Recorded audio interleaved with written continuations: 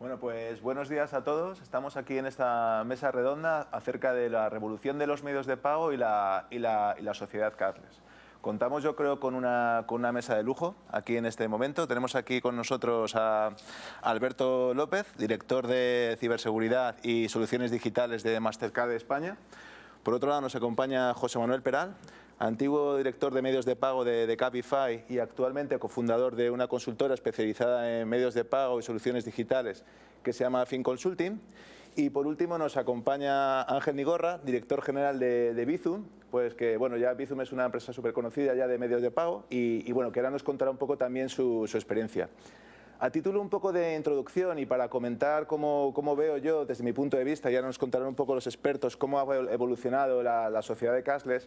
Yo recuerdo haber hecho algún evento, algún debate hace 2 o 3 años sobre esta misma situación y desde mi punto de vista hemos avanzado bastante. Tenemos, por ejemplo, el caso de Suecia, donde en el año 2019 pues ya solamente el 1% de las transacciones eran con dinero en metálico o con billetes, por lo tanto es una sociedad donde ya también la legislación apoyó a que los comerciantes pudiesen no admitir los pagos en moneda o en billetes, por lo tanto sí que es un país que contribuyó bastante a esto.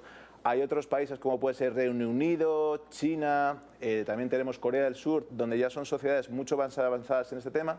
Y luego tenemos el caso de España, ¿no? Donde, por ejemplo, el 51% de las transacciones ya son con tarjeta de crédito, según los últimos datos que he obtenido, y un 39% de las transacciones todavía serían en dinero. Pero bueno, ahora comentaremos un poco lo que ha podido cambiar con esta situación que tenemos del coronavirus, cómo han podido cambiar los hábitos de consumo y cómo puede verse esto como una nueva oportunidad para que nuevos medios de pago y la tecnología y alianzas, por ejemplo, entre startups y bancos, pues puedan un poco fomentar nuevas soluciones digitales que faciliten la vida de los consumidores a la hora de pagar.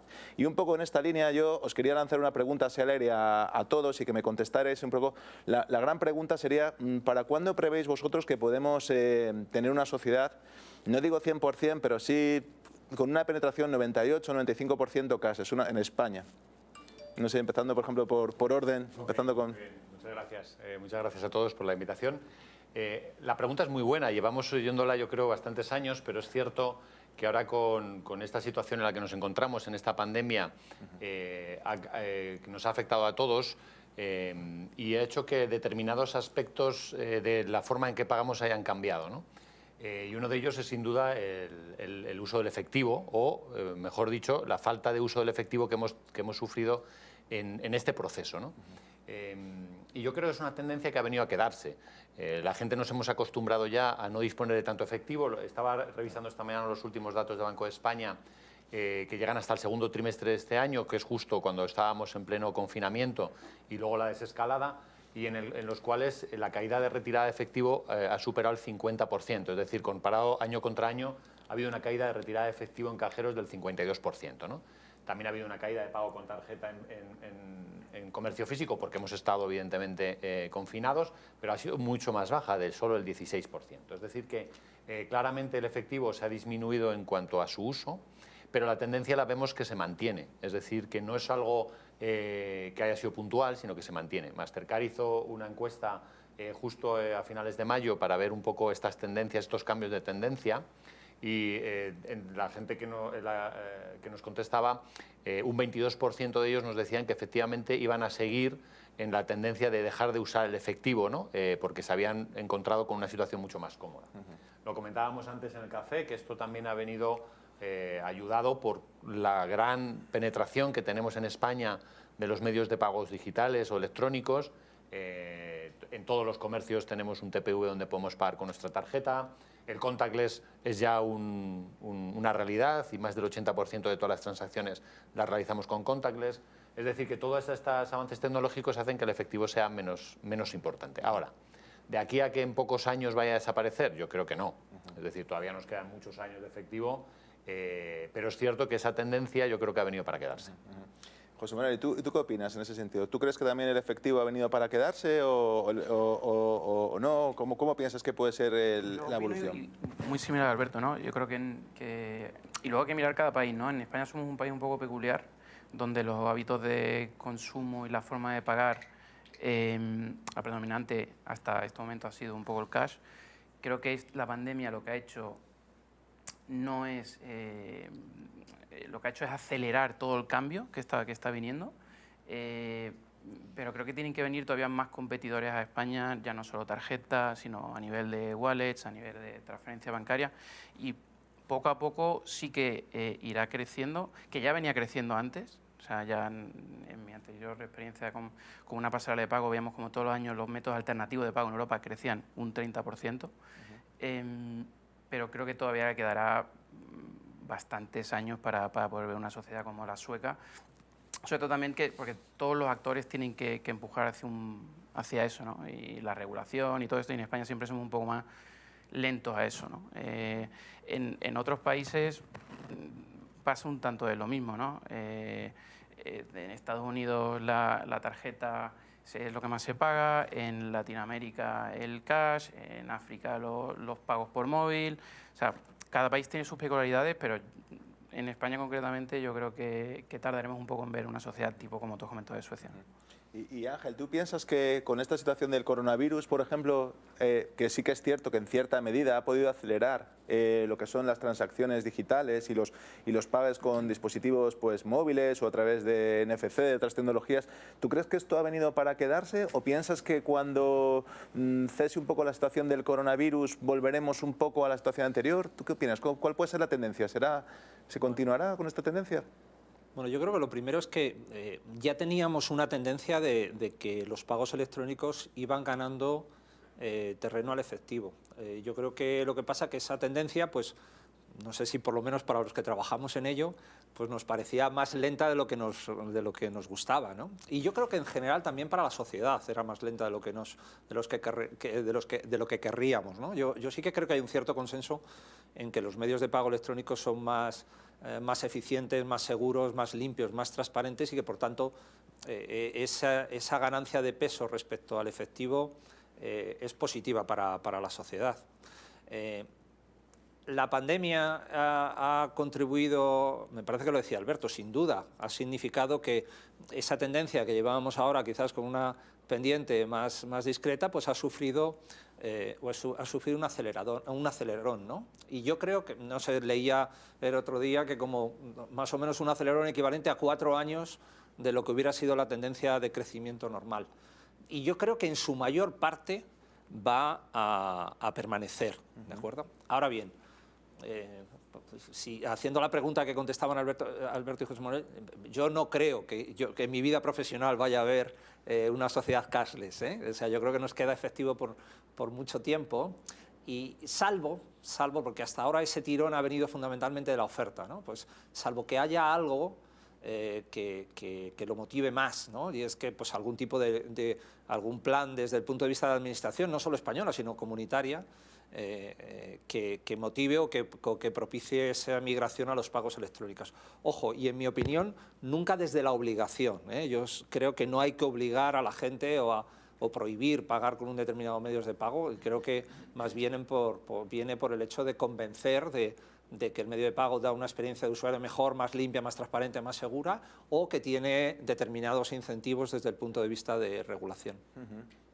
Y en este sentido, me parece muy bueno, al hilo de lo que comentabas, también un poco de que tiene que ser una tendencia, le quería preguntar a José Manuel en cuanto a las redes sociales, ¿no? Es decir, el uso de las redes sociales y lo que pueden ser las compras en redes sociales. Tenemos, por ejemplo, ahora el boom que ha tenido también, por ejemplo, una red social como puede ser Instagram en los últimos años, que ha potenciado pues, que a lo mejor empresas de e-commerce, sobre todo de alimentación o determinados sectores que en esa red social pueden realizar incluso ventas desde la propia plataforma. ¿Qué crees qué peso específico pueden tener las redes sociales en este incremento? Pues yo creo que van a seguir creciendo mucho. Al final, como hemos comentado, ya se estaba vendiendo a través de las redes sociales, simplemente que con la pandemia todos nosotros donde hemos pasado nuestro mayor tiempo en casa con el móvil es en las redes sociales. Entonces, si yo tuviese un comercio, ¿dónde está mi cliente? Pues mi cliente está en Instagram, está en Facebook, está en TikTok, está en todo esto. Entonces, yo creo que es una tendencia que va a seguir creciendo y lo que ha hecho simplemente la pandemia de nuevo es evolucionarla y que haya crecido de una manera brutal. Pero al final es normal. Al final, es igual cuando tú en una tienda física, tú quieres poner tu tienda donde está todo el mundo pasando, en Callao o tal y cual, en Internet, ¿dónde busca? ¿Dónde está el cliente? El cliente está ahora mismo en las redes sociales, ¿no? Creo que es un acierto por parte de los comercios esa estrategia, más que tener tu propia web donde el cliente tiene que ir, ¿no? Si lo pones en redes sociales, está yendo tú al cliente, ¿no? Que es un poco lo inteligente. Todavía tiene que evolucionar en cuanto a la experiencia de compra, mejorarlo un poco, pero creo que es una tendencia buenísima y muy inteligente por parte de los comercios. Sí, totalmente. Y luego un tema, pues esto lo hilo también con el tema de la seguridad y el fraude, ¿no? Porque una de las cosas que yo como abogado que soy, que me toca lidiar con temas digitales, una de las cosas que más me están ocurriendo, que más cosas vienen en el despacho mío, son temas de phishing, farming, o sea, tema de fraude online, que pueden ser, por ejemplo, duplicación de perfiles tanto en redes sociales como de sitios web, donde los defraudadores directamente lo que hacen es que imitan completamente la imagen de la marca para aprovechar que el usuario pues deje sus datos de cuenta bancaria o incluso a veces delitos contra la propiedad industrial o intelectual, donde realmente llegas a comprar un producto falsificado en estas webs, ¿no? Entonces, quería preguntarle un poco también a Alberto, con lo que puede ser el crecimiento de las compras online, todo lo que es el e-commerce, por supuesto, las ventas que se pueden realizar en redes sociales, ¿con qué herramientas contamos para que el usuario se pueda proteger del fraude? No solo el usuario, sino a veces incluso el propio comerciante, ¿no? Porque a veces los comerciantes, una de las cosas que se sienten muy indefensos es, oye, que he sufrido un fraude por un tercero. ¿Con qué herramientas tú crees que pueden disponer estos terceros? No, bueno, sin duda el auge de los pagos electrónicos, ¿no? en Internet comentábamos al principio, otra de las tendencias que ha traído la pandemia es el crecimiento indudable del e-commerce, ¿no? Como alternativa de compra. Ha hecho precisamente que también ese fraude intente y migrar del mundo físico al mundo online para obtener beneficios, ¿no? En este sentido, desde Mastercard estamos utilizando la más alta tecnología. Y aquí usamos la inteligencia artificial y el machine learning precisamente para anticiparnos a esos posibles ataques o a ese posible fraude que puedan cometer los criminales, ¿no?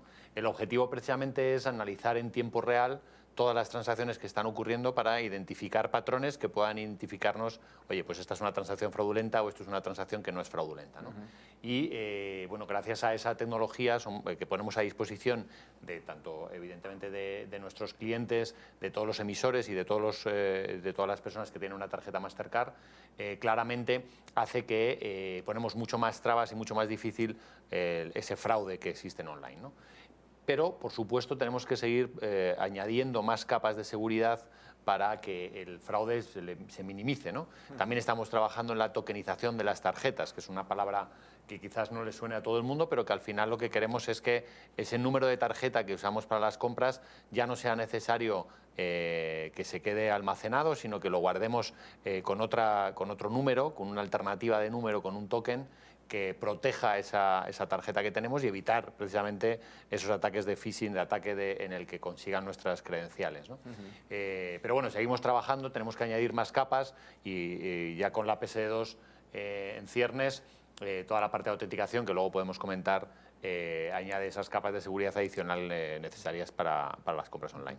Sí, me parece muy interesante. De hecho, yo creo que hoy en día los consumidores, yo creo que a la hora de pagar con pues yo que sé, a través de Mastercard o a través de PayPal o cualquier medio de pago, al fin y al cabo yo creo que eso genera una cierta confianza por el hecho de que al final el comerciante a veces, pues a la hora de cometer un fraude o lo que sea, pues esa propia entidad te está garantizando que de alguna manera tienes una seguridad adicional. Creo que antes esto no ocurría y de hecho yo creo que en mi experiencia me pasa que a veces incluso son estas entidades son muchas veces ultraprotectoras con el consumidor, lo cual es positivo porque genera confianza. O sea que yo en este sentido la experiencia que he tenido la verdad que es bastante positiva, yo creo.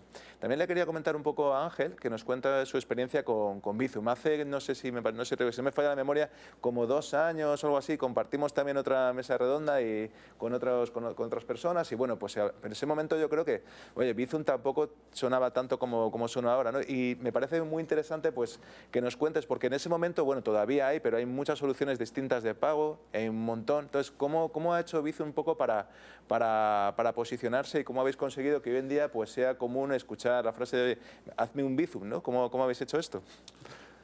Bueno, yo creo que un elemento importante fue donde decidimos situar Bizum al principio, ¿no? Que fue como sabéis, en el pago entre particulares, que además era un nicho que quizás pensábamos que podíamos aportar valor y donde realmente todavía no había solución, o por lo menos no había soluciones muy extendidas, ¿no?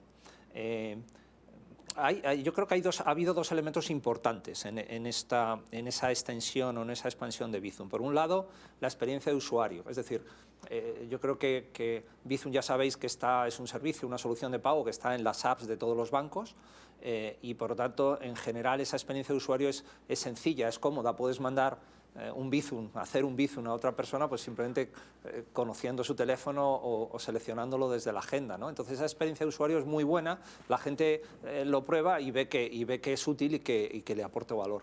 Y luego hay otra segunda cuestión relacionada con esta, en la medida en que es un servicio, una solución ofrecida por los bancos, y es la universalidad. Es decir, prácticamente todo el mundo puede tener Bizum. Con tener un teléfono y una cuenta bancaria puedes tener Bizum. Muchas veces yo digo que tienes Bizum aunque no lo sepas, ¿eh? Es entrar en tu app y simplemente aceptar vincular tu número de teléfono con la cuenta y eso funciona. Con lo cual, quizás esas dos características, la experiencia de usuario y la universalidad, ha permitido esa extensión exponencial de Bizum. Pero como todo, hay otro elemento clave y ha sido el tiempo.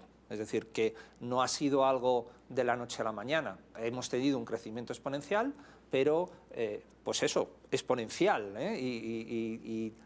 Con esa curva de que al principio, hasta no pasar un cierto tiempo, esa curva no empieza a tener panza, ¿verdad? Es un efecto que ahora, una palabra que no es muy buena, pero que se usa, que es la viralización, ¿no? Y esa viralización nos la ha dado nuestros propios usuarios, han sido los prescriptores del servicio, han sido los que han difundido el servicio unos a otros, vendiéndoselo a cada uno, vendiéndole esas ventajas. Yo creo que eso ha sido clave para nosotros y para esa viralización. Yo diría que hemos concluido, hemos superado con éxito esa fase. Tenemos ahora 12,5 millones de usuarios, acabaremos el año con 14 millones, para que un dato que da fe de esa viralización y de ese factor de tiempo. El primer millón de usuarios tardamos en conseguirlo 15 meses. Los últimos millones los estamos consiguiendo en 5, 6, 7 semanas. Es decir, que claramente da una idea de esa panza que decía yo en el crecimiento exponencial. Eso está conseguido, pero ahora no llega un año donde, según lo previsto, una vez que hay una base de usuarios que conocen Bizum, que valoran Bizum, pues estamos ofreciendo a sus usuarios la posibilidad de pagar en comercios, empezando por comercio electrónico, pues yo creo con la misma idea, dar una buena experiencia de usuario, aprovechar la confianza que despierta la marca, y en esa labor estamos ahora. Tenemos ya prácticamente 6.000 comercios adheridos, pero todavía nos queda mucho que avanzar en ese camino. Muy bien, y sí, a mí me parece increíble lo que ha crecido Bizum en los últimos años, y también un poco, pues al hilo de hablar un poco con José Manuel, que viene del mundo de la movilidad, ¿no?, de Cabify. Quería hablar también, introducir la temática del delivery, la movilidad, es decir, los nuevos actores que han venido también, yo creo, para quedarse, ¿no?, que puede ser pues desde Uber, Cabify, o actores, por ejemplo, como Glovo, o lo que son ya empresas como Deliveroo, todo lo que pueda ser el delivery, ¿no? Al final yo creo que esto también ha propiciado que vayamos un poco hacia una sociedad cashless, ¿no? Porque al final ya incluso la propina que le vas a dar al repartidor, lo que sea, ya incluso se la vas a poder dar de forma digital, con lo cual esto yo creo que, ¿cuál es tu opinión y qué tendencia podemos ver en lo que es la parte de movilidad, delivery, para que se contribuya también al fomento de una sociedad cashless? Con esto de la pandemia, todo lo que es los productos de delivery obviamente han ayudado mucho a lo que son los comercios que más se han visto afectados por la pandemia, ¿no? Que quizás ha sido la restauración y todo eso, ¿no? Al principio los Glovo, los Cabify, los que hacían delivery aquí en España, vieron una bajada, obviamente con el tráfico, cuando nos encerraron a toda la pandemia en casa, pero luego rápidamente los comercios, los restaurantes en este caso, han tenido que reinventarse un poco, readaptarse para poder hacer una carta online, ¿no?, digámoslo así, para que tú a cualquier restaurante que quieras le puedas solicitar la comida. Eso costó, pero al final lo han hecho y así han visto todo todos crecer. Yo creo que esta tendencia está también aquí para quedarse. Al final ya todos nos hemos acostumbrado a que casi cualquier tipo de comida o cualquier cosa, al final que tú quieras que te traigan a casa, te lo van a traer. El tema de la comida es más delicado porque también está rompiendo un poco la experiencia de ir lo que es ir al restaurante, ¿no? Claro. Entonces ahí tiene que existir cierto balance. Pero yo creo que esa tendencia a que los deliveries crezcan y que todo el mundo, todos los comercios intenten crear un producto que te puedan llevar a casa, yo creo que eso está aquí también para quedarse. Sí, de hecho yo creo que incluso ya hasta restaurantes que había que se podían calificar como de lujo, restaurantes sí, donde al final, pues como puede ser Diverso, otros restaurantes, ¿no? Muchos de Madrid, que incluso ya han buscado experiencias como puede ser el gocho, otro tipo de productos que al final ya exactamente, que acercan al usuario la posibilidad incluso de, bueno, pues de disfrutar de una comida 3 estrellas Michelin o 2 o lo que sea en tu domicilio, ¿no? Eso yo creo que también es interesante. Y llevando un poco ahora a la conversación al punto de nuevo un poco de la seguridad, le quería comentar a Alberto en relación con, se ha hablado también mucho de, bueno, de la directiva PSD2, que en España se transpuso con la ley de servicios de pago, y una de las cuestiones más clave de esta legislación era el tema de la autenticación reforzada, ¿no? El tema de, bueno, que tuviéramos que tener al menos 2 factores de 3 de autenticación.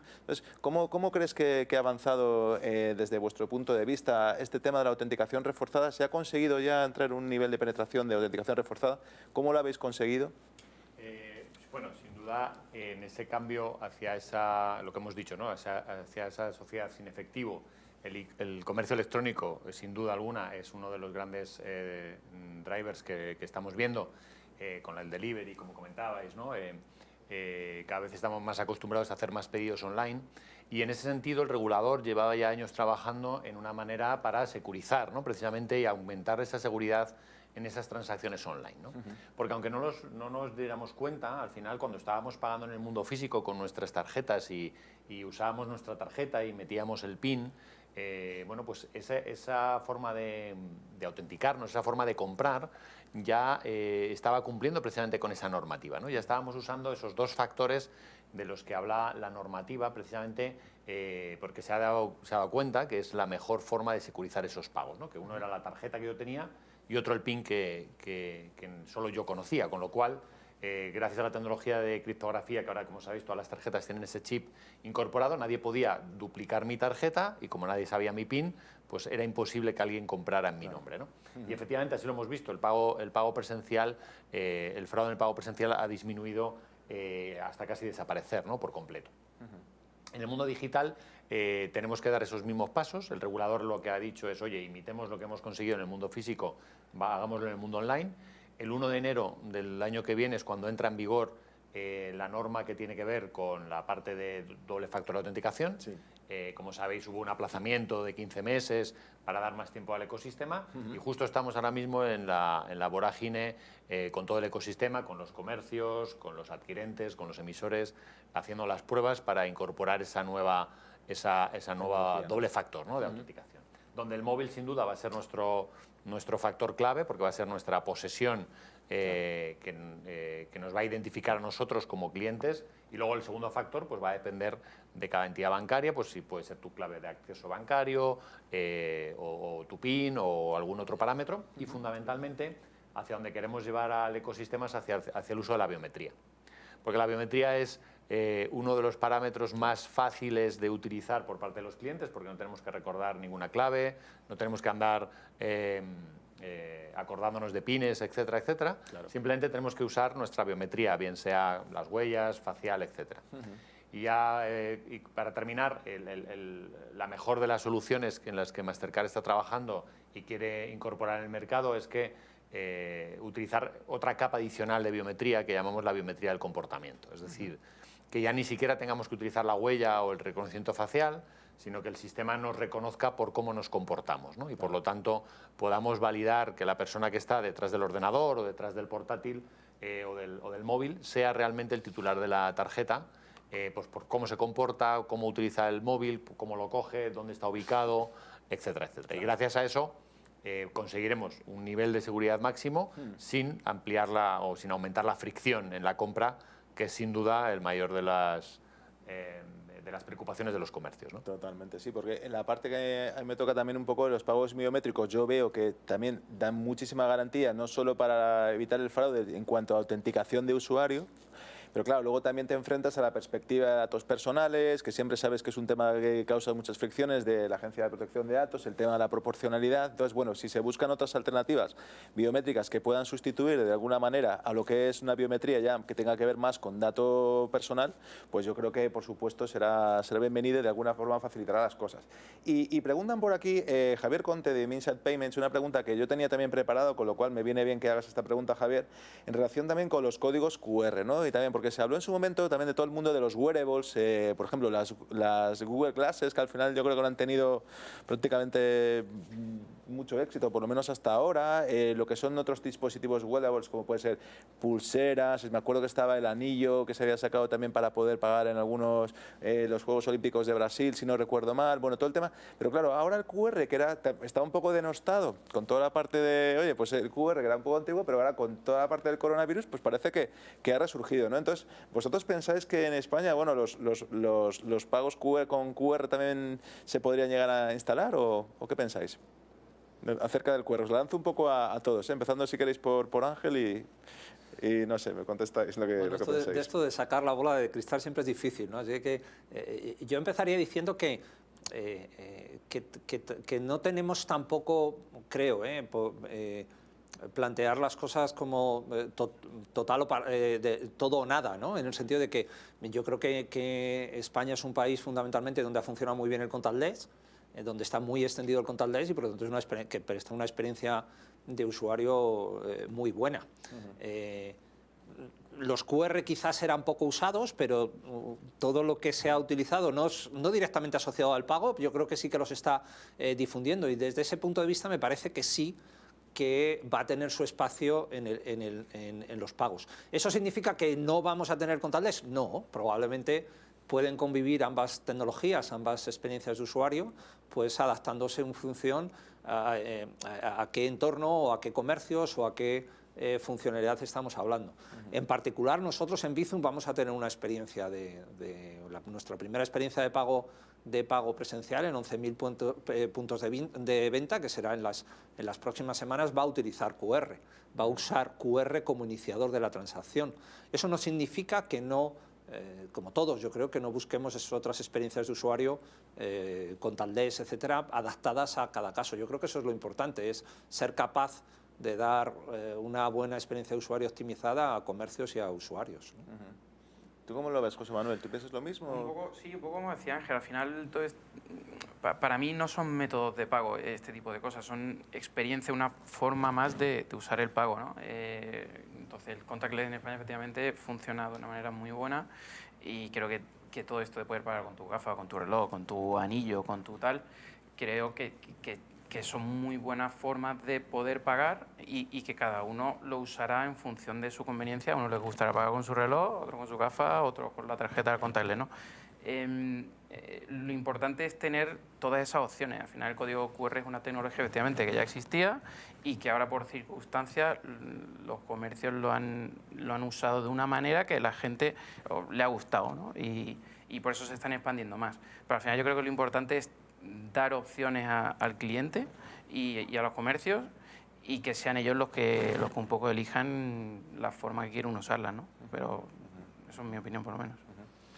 Bueno, es un punto muy interesante porque llevamos muchos años viéndolo, sobre todo en países asiáticos, ¿no? Es decir, el mundo del QR como medio de pago o como canal de pago se expandió muy rápidamente en China, fundamentalmente, y la causa era precisamente por la falta de infraestructura que tenían de pagos electrónicos, ¿no?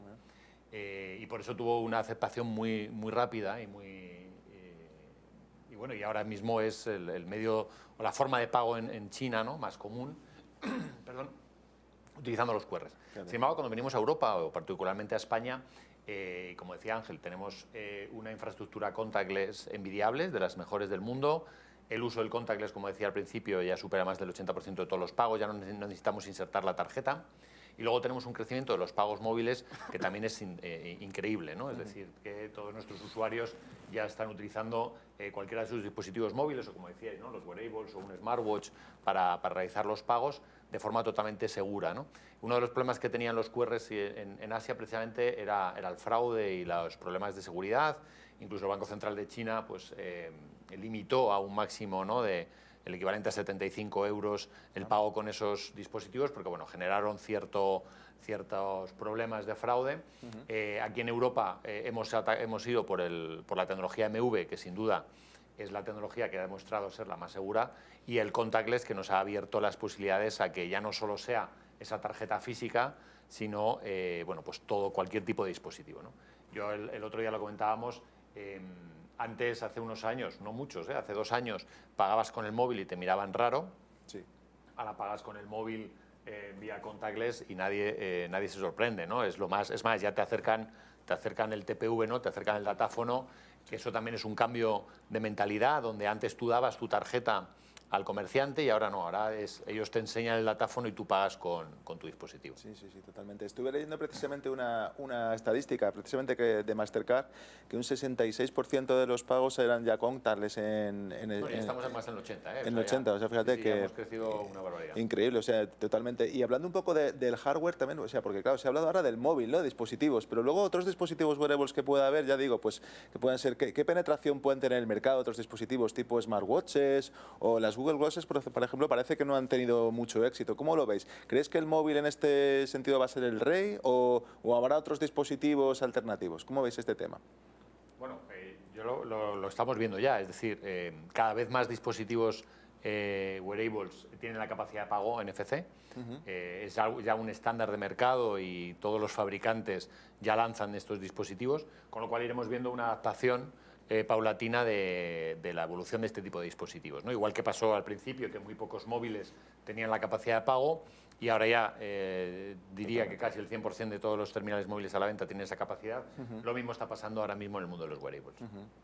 ¿Tú piensas lo mismo, José Manuel? En plan, por ejemplo, el smartwatch y todo esto que se utilizará, como se acabará utilizando como un medio de pago consolidado. Sí, yo creo que sí. Y además, todo lugar donde tú puedas meter una aplicación, como eso, el reloj, el móvil y tal, todo el mundo va a intentar ofrecer más servicios a su cliente para que al final pase más tiempo dentro de esa aplicación. Apple se está metiendo también en temas financieros, Google también. O sea, yo creo que sí, al final ofrecerle al cliente una experiencia rápida, ágil, que no que genere fricción. Y además, yo creo que ya está súper habituado a poder pagar con el móvil o con el reloj. Yo creo que eso es súper habitual ya. Sí, yo por ejemplo nunca llevo reloj, no sé tú qué piensas, Ángel, que te veo a ti que tienes reloj. Por ejemplo, yo no sé, al final a veces el usuario puede ser como reticente a llevar muchos dispositivos, también por un poco el tema de la privacidad que pueda estar, o tú piensas que no, que pues un poco abordándolo desde ese prisma. ¿Tú crees que el usuario al final será, bueno, pues capaz de tener múltiples dispositivos para el pago? ¿Será más un poco tendencia de que le lleve un poco el propio sector hacia ello, o será el propio usuario? ¿Cómo piensas que pueda ser la evolución? Bueno, yo creo que, para mí, como siempre, sacar la bola de cristal es difícil, ¿vale? Pero yo creo que el móvil es el centro, ¿vale? Yo creo que que el usuario pueda tener en su mano algo que es inteligente, con el que puede interactuar, no solamente pagar, sino gestionar, etcétera. Creo que, por tanto, tardaremos más o menos, pero el móvil esa es por lo menos la visión de Bizum, y de hecho nacimos pensando en el móvil, ¿no? Y por tanto pensamos que el móvil es el centro, va a ser el centro de los pagos en el futuro. Eso no quita que haya otras soluciones como relojes, como pulseras, etcétera, que resuelvan también necesidades concretas más de nicho, diría yo, o más complementarias para determinados usuarios, ¿eh? Pero sigo pensando que yo creo que todos nos vamos a orientar ahí a que el móvil va a ser el elemento central o el instrumento principal del pago.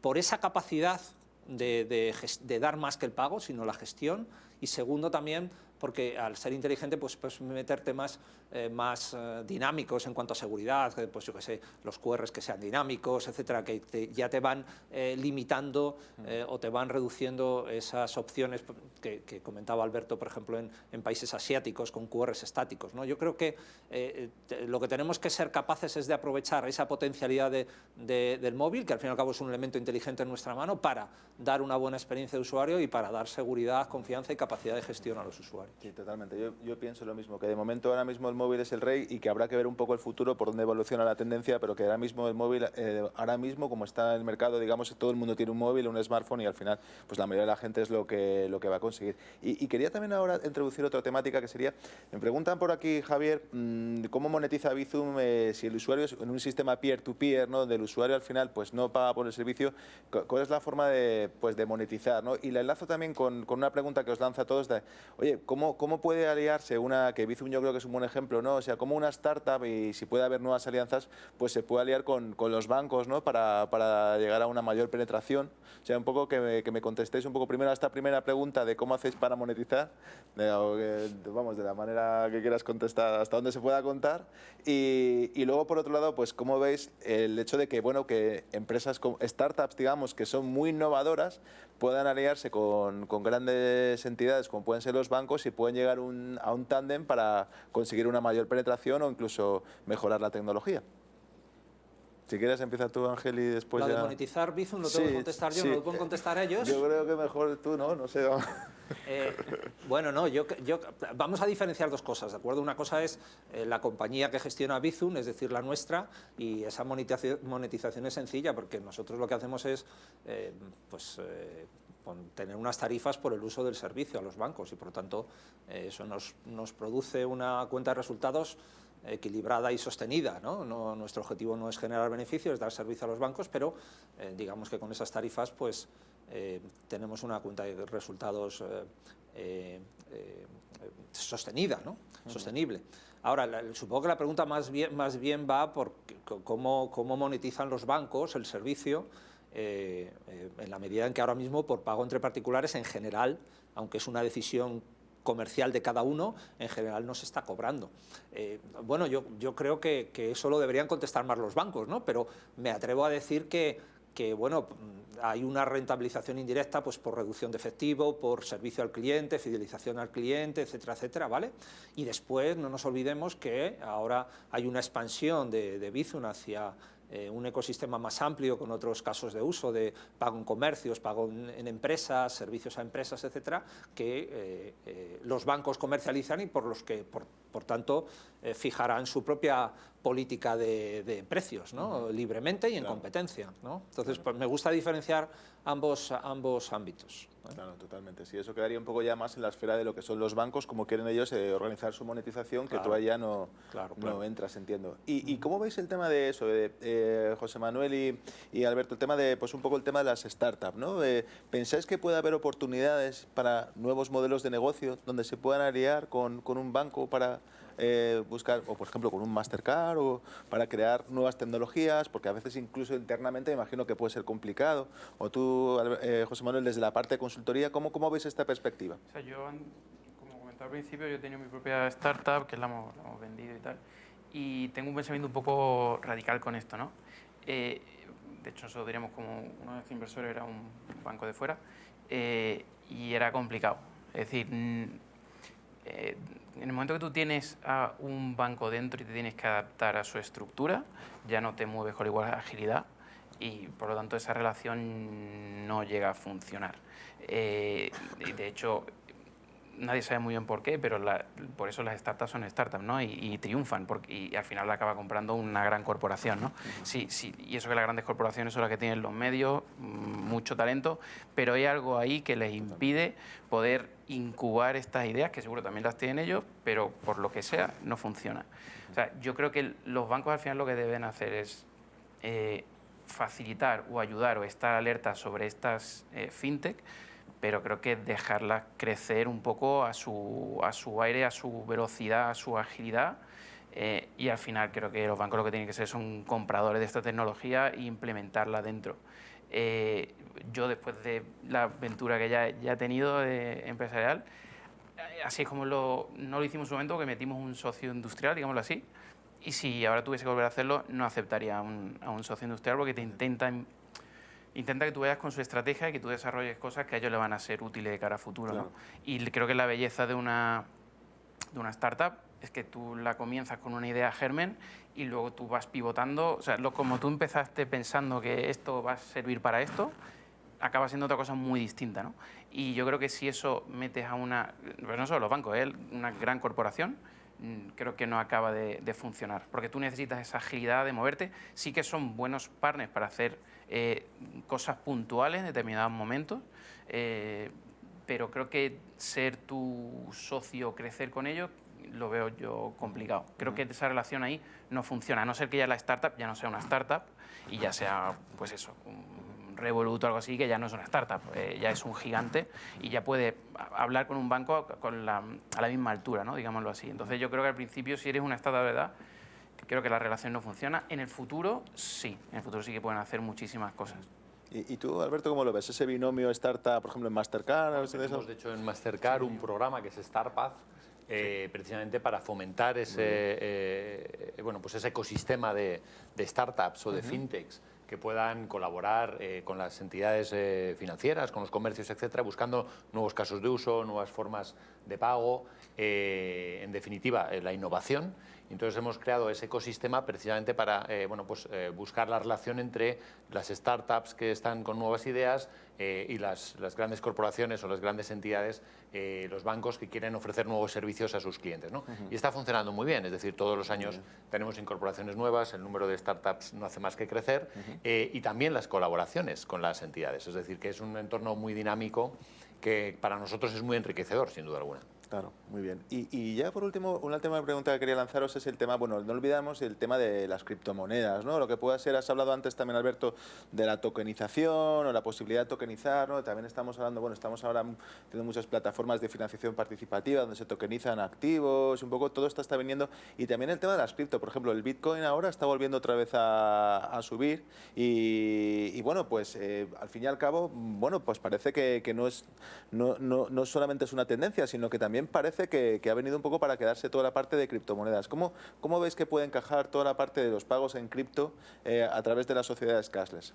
Bueno, es un punto que además justo esta mañana salía en prensa una noticia del Banco Central Europeo en el que pues hablaban de lo que están estudiando y de lo que están analizando desde el punto de vista del lanzamiento del euro digital, debido a esa disminución del uso del efectivo que en general se ha visto en Europa debido a lo que comentábamos al principio, debido a la pandemia, ¿no? Pero, sin embargo, yo me gustaría que deberíamos aclarar diferentes conceptos porque muchas veces los entremezclamos, ¿no? Y es verdad que las fronteras a veces están muy difusas, pero bueno, de cara a que la audiencia también lo pueda distinguir, no es lo mismo estos euros digitales o estas monedas digitales que determinados bancos centrales están potenciando, que no son otra cosa más que una copia exacta de la moneda física que tenemos ahora mismo en papel, claro, circulando por las calles, con una paridad exacta y manteniendo el volumen, que esto es muy importante, manteniendo el volumen de dicha moneda estable. Claro. Simplemente es, oye, retiro papel, moneda y lo emito de forma digital, que eso es una cosa, que es lo que los bancos centrales están trabajando y en lo que además Mastercard anunció ahora en septiembre una plataforma de colaboración precisamente para permitir tener un entorno estable de prueba para la emisión, el intercambio, etcétera, de esta moneda digital. Eso sería una. Luego estarían las criptomonedas, claro, que llevan tiempo en el mercado y que tienen una finalidad que yo creo que es diferente a la que se está buscando con esta moneda digital, ¿no? Puede parecer, llamámosle uno como moneda digital, otra criptomoneda. Eso es. En la que, pues tiene ahí su relación y que, en principio, salvo algunas muy concretas, están desvinculadas con las monedas de curso legal. Y luego tendríamos el pago de monedas o de dinero electrónico que ya estamos usando todos los días, ¿no? Y hay un debate de, ¿realmente es necesario una moneda digital cuando ya tenemos pagos electrónicos? Porque al final, cuando yo estoy pagando con cualquiera de los medios de pago, yo ya estoy intercambiando euros con el comercio, ¿no? Le estoy enviando euros a cambio de un producto sin necesidad de usar el papel moneda, ¿no? Claro. Sin necesidad de usar el efectivo. Entonces, ahí está el debate abierto. Yo me centraría más en estas monedas digitales que los bancos centrales están intentando emitir o viendo la viabilidad del mismo y cómo puede afectar al efectivo. Y bueno, pues es un debate que tenemos que seguir muy de cerca, sin duda alguna. Totalmente. De hecho, yo creo que puede ser una especie un poco de lucha, ¿no? También entre lo que pueden ser las monedas digitales que pueden emitir, digamos, las autoridades y de alguna forma lo que son las criptomonedas que pueden ir por otro lado y que al fin y al cabo también radica en qué confianza va a tener el consumidor en poder usarla. Que esa pregunta os la lanzo a Ángel y a José Manuel, en el sentido de que al final también, por ejemplo, no sé, yo... A veces incluso el tema cripto se ha utilizado también para especular, también un poco, o sea, es decir, se ha utilizado también para, oye, pues al final está fluctuando, con una fluctuación además tremenda, una fluctuación bestial. Por ejemplo, el año pasado también, Bitcoin, si no recuerdo mal, en verano pegó un subidón, después pegó un bajón, ahora parece que ha vuelto a subir, y hay gente un poco que está jugando un poco como si fuera la bolsa con el cambio, ¿no? Entonces, ¿cómo veis que puede afectar ese tipo de cuestiones? Y si veis que puede ir más la tendencia hacia lo que son monedas digitales que está comentando Alberto o más hacia la cripto. Pues, a ver, el tema de las criptomonedas es que sí, efectivamente, cotizan, sube el precio, baja, pero nadie las usa en la economía real, o muy poquita gente. Cuando yo tenía la pasarela de pago, teníamos conectado para poder pagar con criptomonedas, y la realidad es que solamente lo usaban clientes o comercios de alto riesgo que querían hacer transacciones o en Rusia, o en Malasia, o en China. Ese es el problema. Así en Estados Unidos empieza a haber comercios físicos que empiezan a poder pagar con Bitcoin y tal y cual, pero va muy poco a poco. La bola de cristal, como decía Ángel, es muy difícil saberlo, pero yo creo que el problema de las cripto y su especulación es que solo se usa para especular ahora mismo. ¿Cómo que pasará? Ahí veremos, porque obviamente los gobiernos, uno está regulado, otro no, entonces ahí a ver qué pasa, ¿no? Y Ángel, en 30 segundos que nos hemos agotado el tiempo, ¿tu predicción? Bueno, yo creo que las criptomonedas, usando la terminología de ahora mismo, no es un medio de pago. Ahora yo creo que es más un activo, ¿no? de inversión, etcétera, ¿no? Entonces, para pasar a ser en algún momento un medio de pago, creo que el primer paso se da con las monedas digitales, de que ya sean supervisadas por los bancos centrales. Sí. Eso ya da primero una confianza a los usuarios y segundo también da mayor estabilidad al sistema financiero y al sistema monetario, y me parece que eso es fundamental.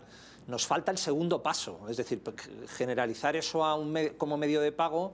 Pues nos falta cómo se va a hacer, con qué experiencia de usuario, va a ser solamente para un nicho o va a ser generalizado, y en eso tiene mucho que ver lo que decía Alberto de cómo se relaciona eso con los pagos electrónicos actuales, porque yo ahora mismo tampoco lo veo tan necesario. No digo que no vaya a pasar, pero pasará solo si esa moneda digital tiene una experiencia de usuario, unos valores añadidos, etcétera, que superen a los pagos electrónicos actuales.